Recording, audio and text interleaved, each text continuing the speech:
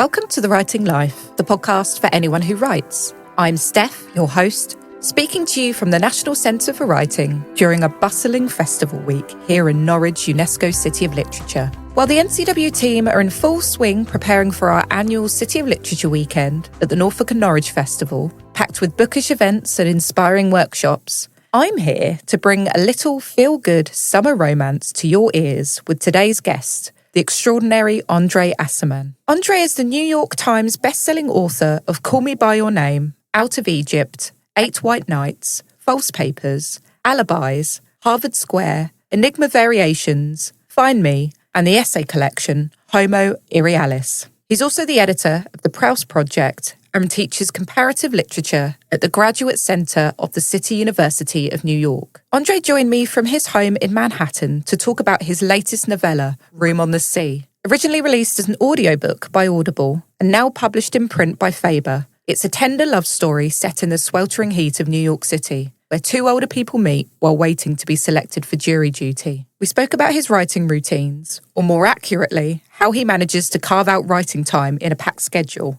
He shared what it was like to write for an audio-first format and how that shaped his approach to dialogue, narration, and the art of leaving things between the lines. We also explored the intricacies of writing romance, from the magic of a first meeting to the nuances of portraying older characters falling in love, and how fleeting moments can be the key to creating emotionally resonant, believable fiction. It was an absolute pleasure to speak with André, one of my favourite writers working today, and I hope you find our conversation just as charming and inspiring as I did. So, André, welcome to The Writing Life. It's an absolute pleasure to speak with you today. Thank you. Thank you so much. And I hope I can say things that are unfathomable or that are unusual. I'm sure you will, I'm sure. And we're here to talk about your latest book, your novella, Room on the Sea, which was released in print here in the UK earlier in April. It's a gorgeous read. Of course, it's a gorgeous read because it's written by you, and I can't wait to get into it. But what I wanted to ask you first is that we've been talking a lot about writing habits recently and, you know, the writing process and good habits and bad habits. And I'd love to hear from you about this first because, you know, with such a body of work now, and I'm sure a really packed schedule, do you have a consistent writing routine? Do you have like rituals or practices you sort of rely on to stay productive? No, nothing like that. I wish it were. I wish I were disciplined. And the way so many writers are nowadays, they sit down at a certain time, they get up, they come back down or whatever. I don't have anything like that. Half the time I'm writing letters of recommendation, I'm writing applications, I'm seconding applications. All kinds of things come my way that detract me from my work. Normally I get up in the morning, quite early in the morning, 6 o'clock for me, and I start reading my emails, which I shouldn't do, and I know better than to do that, but I can't help myself.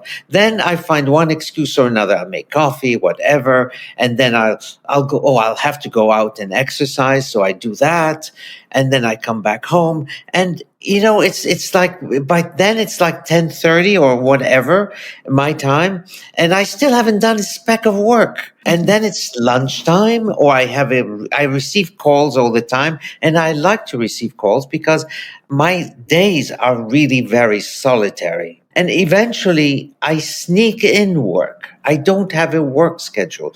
I find ways of doing work. But ultimately, I am always at my desk and at my computer all day and sometimes late at night. I have a life. I have 3 sons. I have a wife. I have all kinds of things happening, and I have lots of friends. Thank God I do. But by and large, I'm always not working when I should be. I'm sure lots of people will relate to that, and it's probably quite reassuring to hear that someone as successful as you know, not everyone is getting up at the crack of dawn to, you know, put their fingers on the keyboard to write something for 4 hours. So I'm sure all of those elements of your life kind of, help to kind of bolster your writing, and just even, I guess, a 5-minute snippet sometimes, being able to jot something down when you're inspired, maybe. Oh yes, that's lovely. I mean, if I'm not writing, I'm doing a host of things that are still lodging myself at my seat in front of my computer. So I don't know when it is that I'm writing and when it is that I'm doing other things. I am no longer able to determine one from the other. The writing life is Andre's life. Yes. Am I right in thinking you're a professor as well? So you're working at the Yes. university. Yeah. And do you find that teaching and spending your time with students it affects your writing as well? Has that had an impact or an effect on the way you write? Well, it does in a certain sense, because when I go to the university in order to teach. I don't teach much. I've been extremely lucky that way. But speaking to students, I have to speak to students because they're interested and they interest me. And it's not that I'm looking for an excuse not to work, but once I'm at the office, I have to be a professor. But in order to prepare my course, which is once a week, so I shouldn't complain, I spend a day and a half basically rehearsing what I will be saying and what I need to say and what I need to read and reread and so on. So I'm always busy. Well, let's move on to Room on the Sea then, which is this beautiful, tender story set in New York where you have two strangers that meet by chance and fall into this routine or this rhythm together over the course of a few days. And this began as an Audible commission written specifically for audio. Yes. Yeah. So did that require you writing for audio first? Did that require you to approach the story differently in any way, or did it unfold much the same as your other work, or as it usually would? No, what I decided to do, and this is true of many things that I write, is that each one requires a certain kind of calibration so that I can do it for the form. In order to write for Audible, you have to make sure that you say things like he said, she said, he said, she said. Otherwise, the listener gets lost. But that's about the only concession I made to the form itself. What I did that was different, and I think that Audible didn't ask me to do this, but I did it, is that I avoided writing in the first person, which is my default person. So I was using the third person narrator, which means that you cannot be as deeply connected to the character, but that at the same time, the plot takes over much easily if you're writing in the third person. And so I did that. And I did that also for the Gentleman from Peru. I didn't plan it that way, but it came that way. And it made sense in a sense because the characters are not saying to you, I should seduce so and so. I plan to do that. I hope to succeed in my endeavors. You don't have that luxury because you're writing in the third person. He thought that such and such might happen, but he wasn't sure. And that's the extent of introspection that you're entitled to when you're writing in the she or he form. Well, what I loved about that third person perspective actually is that it gave that real sense of, it's Catherine and Paul, isn't it? They became a sort of a fluid movement between them both and their feelings and their observations. And it starts to feel like, because of some of the echoes of phrases and that sort of mirrored quality between them, where there's a few things they say and they think that kind of mirror each other. It feels as if they're starting, you get that real sense that they're thinking in sync, I think, and that they're that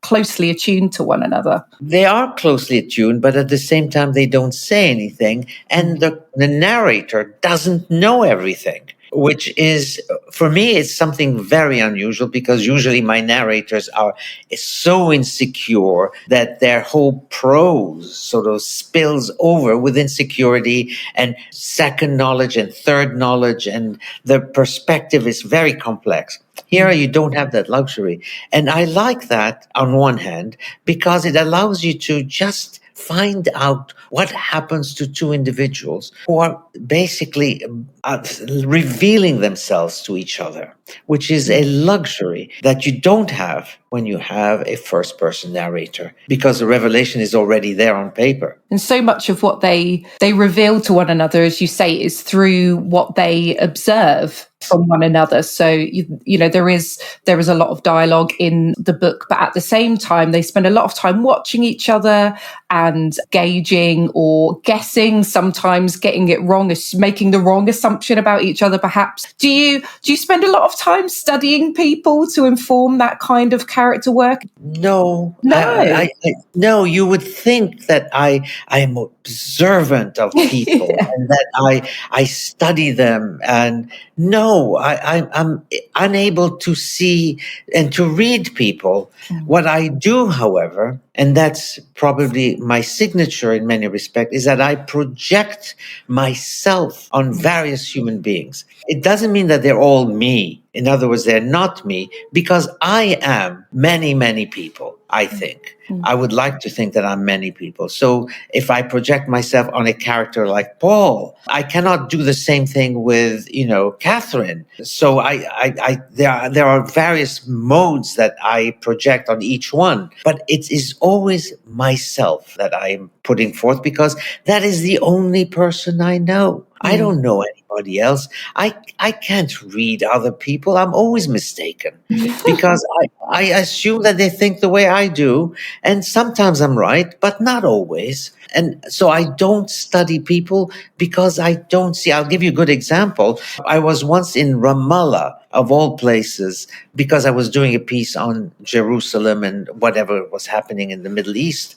And I was with a photographer who basically was accompanying me. And he would say, "Oh my God, look at this person. He's only wearing one shoe." I didn't see that. This other person is using a cell phone, but he doesn't wear any shoes. And I hadn't noticed that either. I didn't notice the cell phone. I hadn't noticed his shoes. I don't see. And I cannot explain this to people because I am a travel writer also. So I travel to places in order to see various amazing things that I've never seen and that my readers have not seen before. But they have to be pointed out to me. Otherwise, I don't see them. Well, perhaps it's the act of, drawing on what you know and yourself that actually makes your characters so human and so layered then, perhaps. I hope so. I hope they are. Yeah.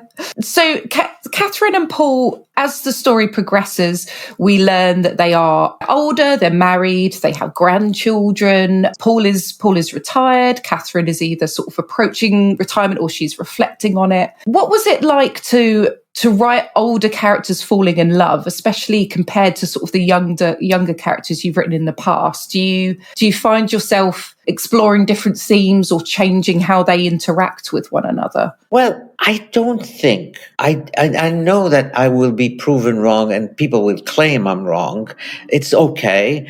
But I don't think that people change. So whoever you were at the age of 14, you will be when you're 74. In other words, I don't think you change that much. Yes, there are certain things you won't be able to do any longer, and there are certain things that you have plenty of time to do because of age and so on. But by and large, I think that not too many people change. So I've written about people who are 17 and have passionate affairs. And on the other hand, I want to write about people who are much older and who still feel drawn to somebody else. If I stop being drawn to people, I might as well be dead. I have to be drawn to somebody, or at least I have to say, my God, what a beautiful face this person has. If I can't say that, or I wish I could kiss her, or that something like that, and I won't do a thing, of course. But the ability to feel that is what makes us alive. You can't write about desire if you are unfamiliar with desire or no longer familiar with it. Just to pick up where I started, you asked me, what was it like to write about older people? I wanted to explore what it is like for older people to feel something. I don't want to give away the plot, but to feel a sort of an attraction for somebody else. What is it that pushes us towards somebody else? That's what I wanted to study. On the other hand, when I wrote a book It's called Find Me. I was coming up with the Italian name. I said, no, that's not the name. No, Find Me. I started by writing about an older man who's on a train and is riding the train and meets this young woman with whom he's obviously attracted, and she's attracted to him too for different reasons. I wrote about that, and I said to someone who asked me at an interview, I said, well, I'm not going to write about older people who talk about their grandchildren and basically forget to be attracted to each other.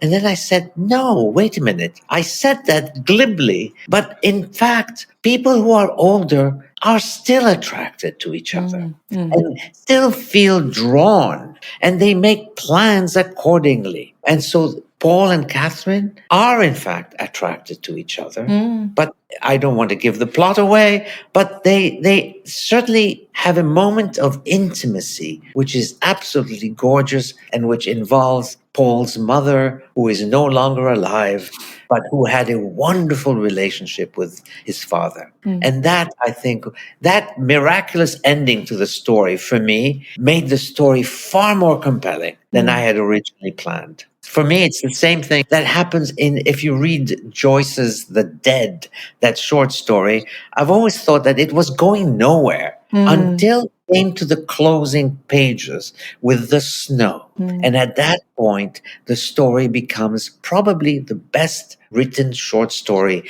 ever in English. And it was the snow that did it. Did he plan to have the snow at the end? Did I plan to have the mother come in and sort of give the resonance that she can? No, I didn't plan it. And I'm sure Joyce hadn't planned it. There we have it. And it's thank God we do. I guess maybe one of the things that runs throughout this novella, a real sort of deep undercurrent, is that sense of missed opportunity and parallel lives. And I guess that perhaps is something that you might not write about as much in a younger character, simply because they haven't had those moments that have been missed. Yes. And I do think that as I look back, yes, I sort of tally the number of events that I missed, not only with other people, but at certain career choices I made and things that I've missed, and I took the wrong road. Did I take the wrong road? Not necessarily. I probably would make the same mistakes that I made back then, and I will repeat them because that is who I am as well. But the missed opportunities become heavier to live with because you don't have much time left, and you know that. So you put up with things and you move faster than you would have if you were young.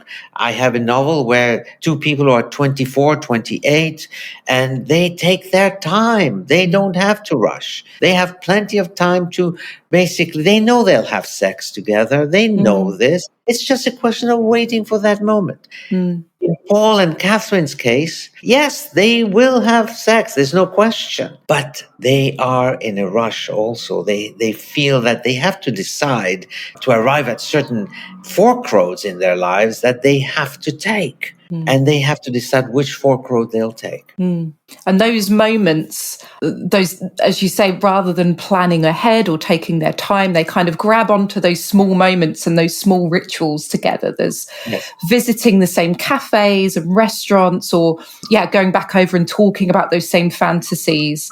And there's a moment where I can't remember who says it, but they talk about those nice little fleeting moments. And can you talk a bit about that? Because it feels like they're those tiny fleeting moments are what for me feels like the key to sort of such a believable and emotionally rich story. I just absolutely love them rather than those, kind of grander. Well, the grander themes are there. There's no question. For example, the Romanian psychologist who no longer is able to speak to his wife because she has lost her mind. She's older. He's living with her, but he's not happy with her because she's no longer the person he knew. And they don't even are able to speak the same language because they're both from various parts of Eastern Europe, but they speak in English to each other. And since she now no longer longer wants to speak English or cannot, they have no communication left. So they've lost that. On the other hand, Paul and Catherine are sitting in a sort of a jury hall, and at some point they know that they can't have lunch. So she opens up a bag of, I don't know if they have M&Ms in England. Oh, yes. Favorite chocolate of mine. Okay. Well, they have, and they come colored, correct? Is that so? They start playing as if they're playing poker with M&Ms. 3 blue ones and maybe 1 or 2 red ones or 2 pairs, whatever. They're basically pretending to play poker. They're not playing poker, but they call the colors as if they were sort of cards, and it's a stupid moment. It's a silly moment, but it's highly intense because it suggests that they get along. And that is the miracle of getting along, of finding intimacy in small things. She says, for example, that her husband hates, I forget what it is that he hates. There's a particular food that he hates. He says, that's funny because my wife also hates that. And they love the herb. And so they find intimacy in a rinky-dink Chinese restaurant right next to the court system. In our days, basically, that's where Chinatown is also. So you have small restaurants that open up everywhere around the court system because that's exactly who their clients are. And they want to go back again, and they go back again to the same place to have lunch together and order the same foods. Again, it's small, it's very small, and it's picayune, it's meaningless, but it's not without meaning for them because they find that this is a wonderful time we're having. We have no real wonderful times left. We don't find them in our lives. And so just having lunch together is wonderful. And those tiny, simple moments are the things that everyone remembers, aren't they? They're the signature to life itself, those wonderful moments. Absolutely. I like that you said that Catherine and Paul were sort of playing poker, as it were, with the M&Ms, because they're also sort of playing a game of roulette, aren't they? Like Russian roulette, because of the setting with the being called on jury duty. I have to say my experience of jury duty was not as exciting or romantic as this, but it's a brilliant setting for their relationship to begin. So they're both called to jury duty, and they're waiting each day to see whether they're going to be impaneled. And I'm curious, did the situation come to you, that idea of jury duty as a setting come to you first before the characters, or was it the characters that led you to the setting? Actually, it's funny that you should ask that. I've had many times I've been asked to go to a jury hall. I was never impaneled. I've been lucky so far. But essentially, I made friends with many people in the jury hall. I don't know why I become friendly with them. Maybe because it doesn't matter. It doesn't count as anything. You'll never see them again. But I speak to people and people speak to me.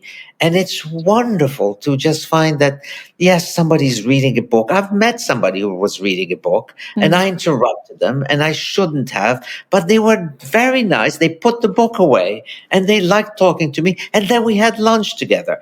Now, we were not attracted to each other, which is a good thing.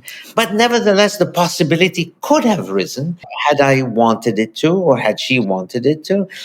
But it didn't. And that's fine too. But the possibility was there. And as a writer, you just scrounge around for possibilities of plot, and you find something that, okay, nothing happened, but I'll make something happen. Excellent. And it kind of, I guess it's almost like, it's not a pressure cooker, but there's a timer there. So again, yes. Catherine and Paul are feeling like before their time runs out, they want to sort of scrape together as much time and as much sort of those routine visits, their cups of tea, their croissants, yes. and their little meetings over and over again, which is so lovely. And I mean, it would be remiss of me not to talk about place, which feels so integral to your storytelling always.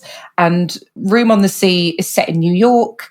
And we mentioned there's some specific locations that the characters go to or revisit. And they're the kind of supporting characters, as it were, in their unfolding relationship. Yeah. And I love that Catherine even says at one point there's kind of an irony in, she say this, New York is sort of the center of an imaginary universe for so many people. You know, it's the place everyone dreams of being, and yet they're both spending their times fantasizing about being in Naples together. That's right. That's right. Yes. I mean, that's so true, because there are loads of tourists who come to New York all the time. And at least now I hope they don't come that much, because everybody's angry with us. And I can understand perfectly well why they would be. I would be myself.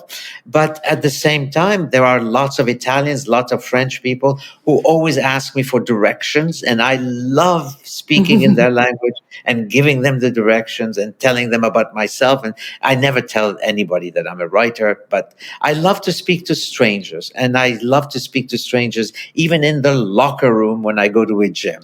I just love to speak. And maybe that's something that I do without realizing that I do a lot of it. But tourists come to New York, and yet here you have two individuals who see a little painting and they say, oh my God, if we could only be in that room. And she says that too to him. Or she doesn't say it to him, she thinks it. And eventually this Naples that is so far away from them, they're not thinking of Naples, but it becomes more and more persistent as the story develops.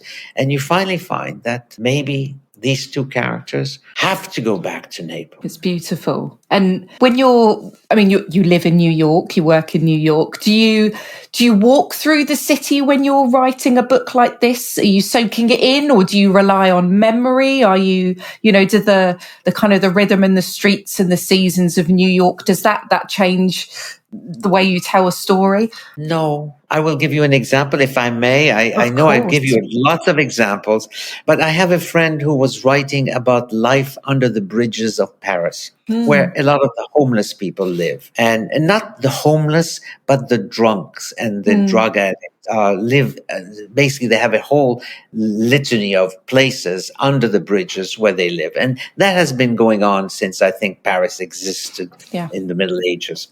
And she was going to live with them in order to write about them. And I said to her, you don't need to do that. Just imagine it. And that's exactly how I do everything. I just imagine it. I project myself in places.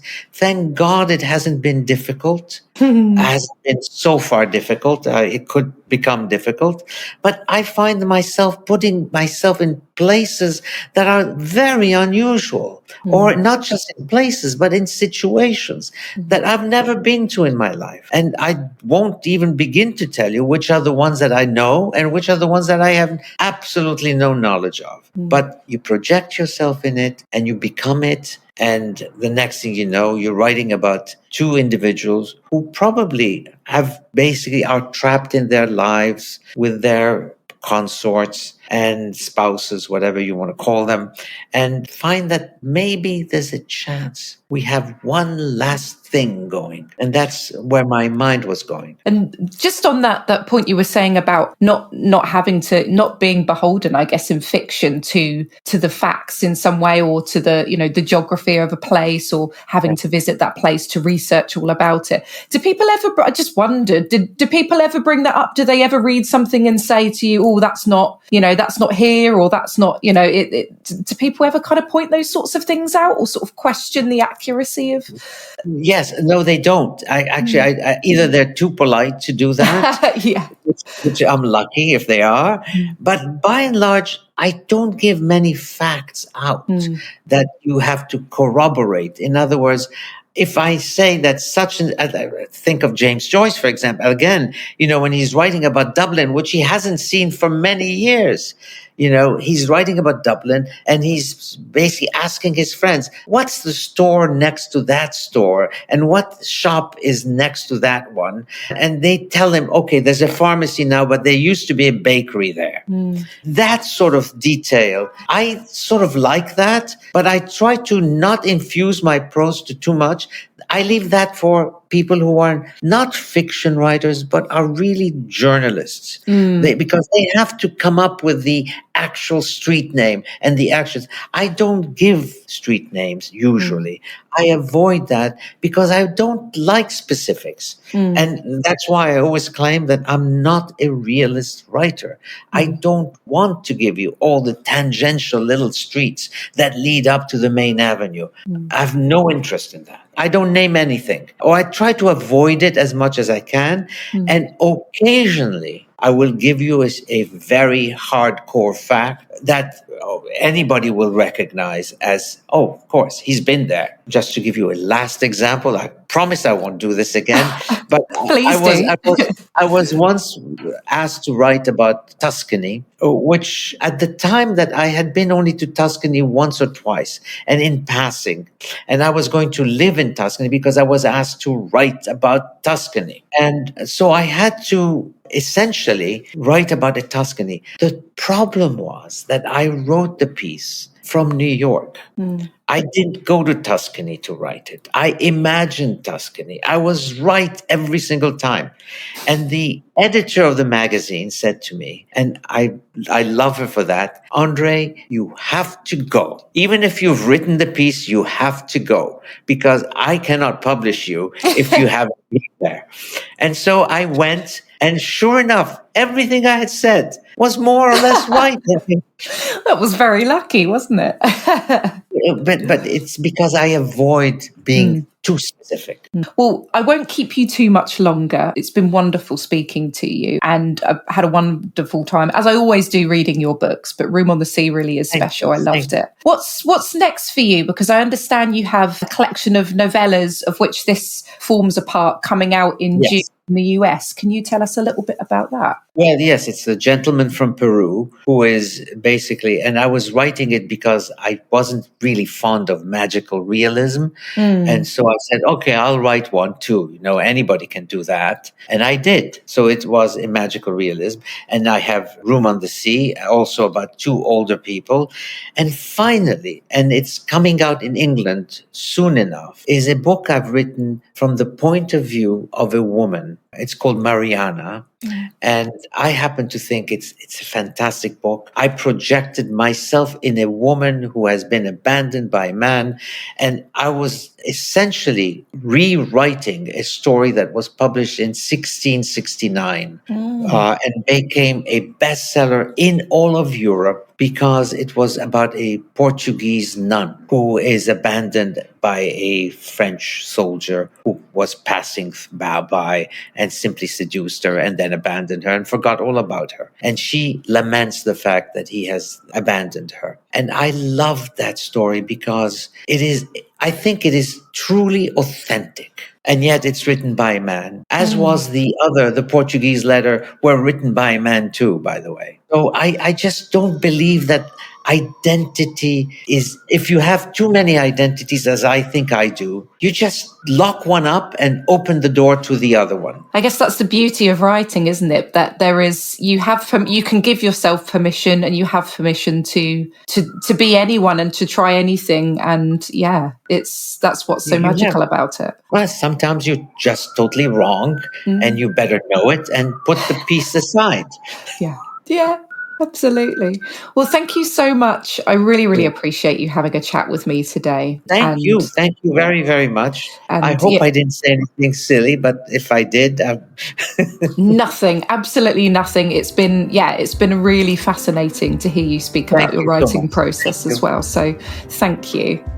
A huge thank you to André Aciman for sharing his time and insights with us. Room on the Sea is available now from all good bookshops. If you're based in the US, it will be published as a collection of 3 novellas later in June. And if you're feeling inspired and you would like to try your hand at writing romantic fiction, our online tutored course with Rachel Hoare is on sale now and will begin from the 22nd of September 2025 for 12 weeks. This and a whole host of other online courses are available to book at a special discounted rate until the 20th of June. Head to nationalcentreforwriting.org.uk/academy to find out more and to book your place before they fill up. If you have any questions or you just want to say hello, you can find us on Instagram and Blue Sky at Writers Centre or over on Facebook. You can also sign up to our newsletter at nationalcenterforwriting.org.uk to stay up to date with all our latest news and opportunities. As a UK registered charity, we rely on the generosity of our supporters to continue our work. If you'd like to help, you can make a donation by visiting the Support Us page on our website.